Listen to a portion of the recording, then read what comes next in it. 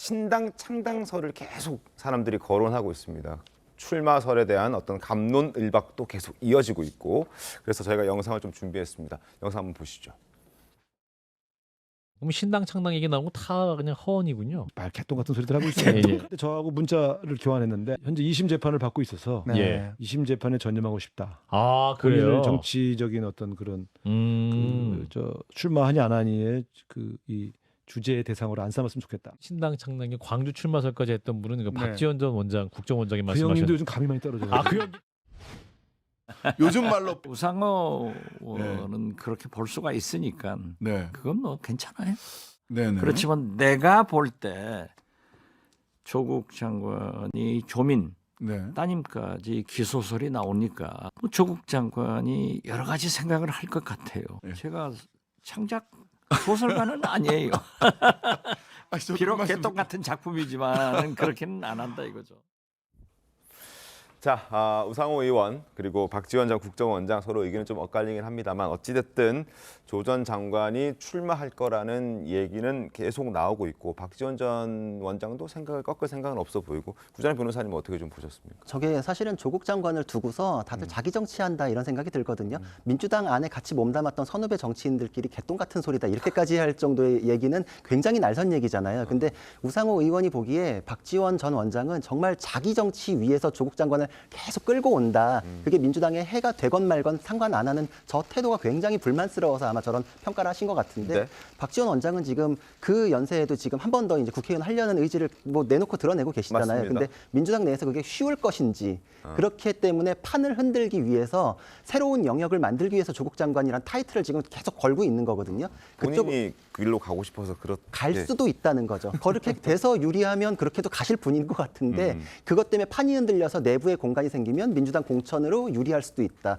손혜원 의원도 지금 박지원 원장과 굉장한 악연이잖아요. 네. 둘이 뭐 이렇게 설전을 벌일 수 있나 싶을 정도로 악연이었는데 조국 장관에 대해서는 같이 또 의견을 같이 해요. 그래서 정치가 참 무섭구나 이런 생각까지 드는데 두 분 다 자기 정치 위해서 공간을 만들기 위해서 민주당의 질서를 흐트리기 위해서 지금 저런 발언 하시는 것 같고 그리고 우상호 의원은 그냥 민주당 입장에서 저렇게 흔드는 거는 정말 민주당하고는 선을 달리하는 건데 자꾸 저런 얘기 띄우는 거는 거의 뭐 자기 실현적 예언처럼 하는 건가 내가 그렇게 하고 싶어서 네. 하는 거 아닌가라는 지적을 하신 거라 이렇게 생각이 됩니다. 알겠습니다. 자, 손혜원 전 의원 목소리를 한번 이어서 확인해 보시죠. 손혜원 전 의원의 목소리입니다.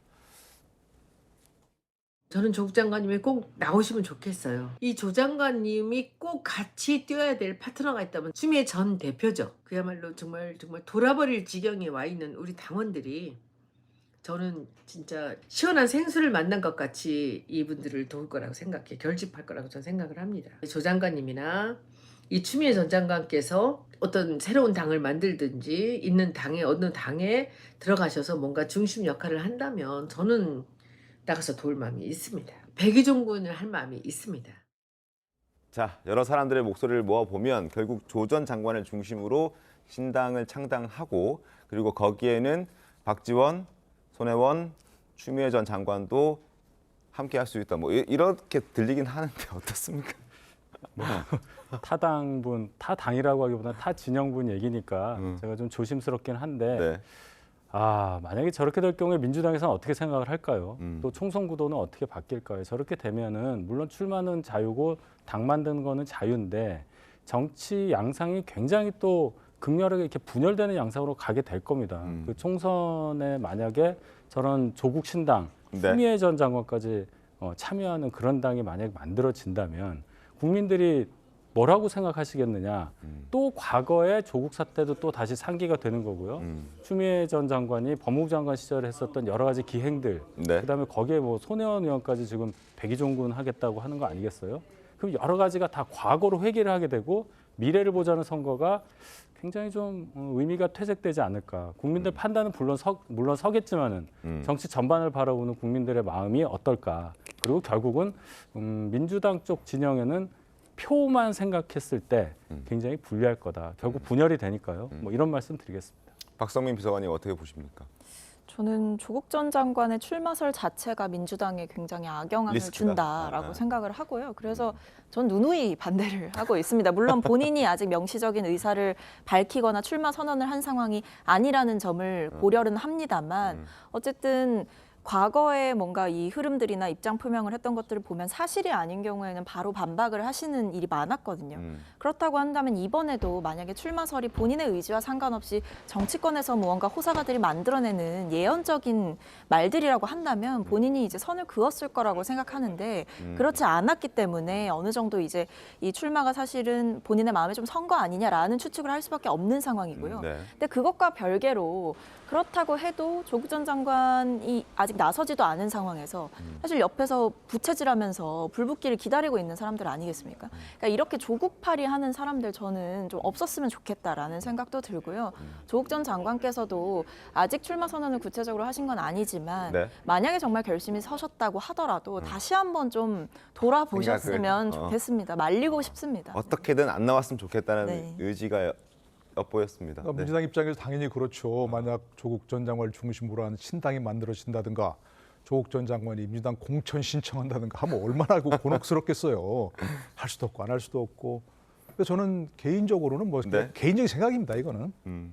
조국 전 장관이 이미 출마 결심을 했다고 생각합니다. 네. 지난번 문재인 전 대통령 만나고 나서 뭘 했습니까? 페이스북에 올렸잖아요. 네.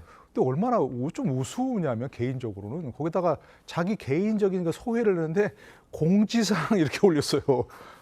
공지사항이라고. 그러면서 뭐 무슨 길 없는 길을 가겠다고 했다든가 저는 이미 막 결심이 섰다고 생각합니다. 네. 개인적으로.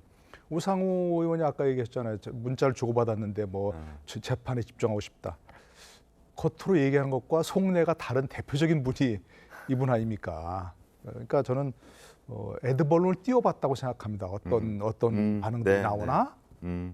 저는 반드시 출마할 거라고 생각하는데 네. 왜 그러냐면 첫 번째, 이른바 우리 참 이상한 얘기지만 명예회복을 마치 사법적 문제가 서리받고 막 재판받았는데 선거 출마해서 당선되면 그게 명예회복이다. 뭐 국민에게 정당성을 인정받았다. 이렇게 얘기하는 그런 풍토가 있잖아요. 네.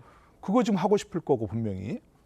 두 번째는 지금 조국 교수는 다른 길이 별로 없어요. 교수직 지금 파면됐잖아요. 네. 물론 이제 앞으로 뭐 재판에서 다투보겠다고 하지만 지금 징역형 2년을 받았어요. 1년 네. 1심에서.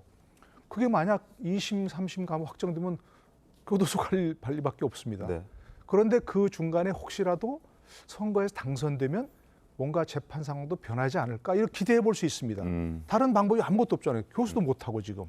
그러니까 저는 이분이 실제로 뭐 출마하느냐 그분은 이제 별개 문제고 네. 이분은 반드시 출마할 거로 지금 본인 생각을 확고하다 그렇게 생각합니다. 알겠습니다. 자, 조국 전 장관 상황을 좀 지켜보면서 조 전 장관의 딸 이야기도 좀 해보겠습니다. 조민 씨도 민주당 입장에서 봤을 때는 새로운 리스크로 떠오르고 있다고 합니다. 최근 활발한 유튜버로서 이제 활동을 이어가고 있는데 이를 두고 이제 반성을 하기는커녕 지금 여러 가지로 너무나 당당한 모습을 보여주고 있기 때문에 비판의 목소리도 많이 나오고 있습니다. 유튜브 영상을 잠깐 보고 이야기를 좀 이어가도록 하죠. 긍정적인 생각을 하다 보면은 사람이 좀 이렇게 행복해지잖아요. 그래서 그런 것들을 약간 연구하고 있는 것 같아요. 사랑하는 가족들, 소중한 친구들 모두 다 함께 행복한 하루를.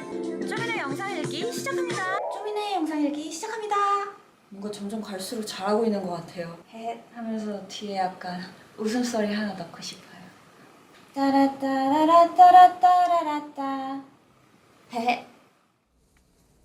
네, 유튜브 영상을 봤는데요. 너무나 해맑고 또 뭐 좋은 모습으로 일단 자신은 촬영을 하고 있는데 그래서 뭐 구독자도 20만 명을 넘어섰다고 해서 다시금 주목을 받고 있는데 저런 모습을 보고 일반 국민들이 어떻게 저렇게 가능하지? 이런 생각들을 한단 말이죠, 구자룡 변호사님. 그렇죠. 여러 가지 면에서 더 놀라운 게 일단 의사 면허에 대해서 문제가 생겼을 때 자기가 이렇게 하겠습니다. 약간 자숙하는 듯한 글을 올렸어요. 그러고 나서 바로 다음에 지금 20만 돌파에 대해서 너무 기뻐하면서 저런 영상들을 올리고 있거든요.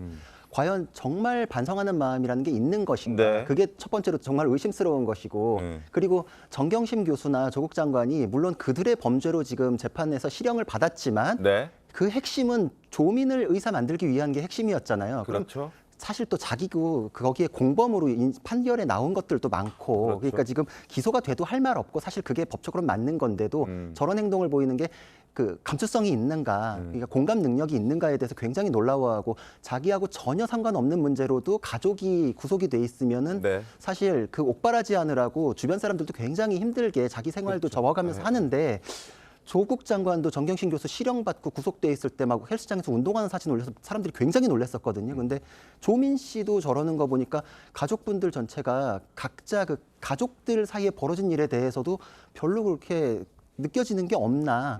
그럼 이런 분들은 정말 벌어진 일에 대해서 반성하는 마음이라는 게 있을까? 전부 다 의심스러운 거죠. 이게 지금 앞으로의 행보에 대해서도 그렇고 이 20만 구독자에 대해서도 그렇고 유튜버로서 살겠다 그러시잖아요. 네. 근데 이 20만 구독자는 조국 장관 때문에 온 거지 조민 씨 우리 누군지도 몰랐잖아요.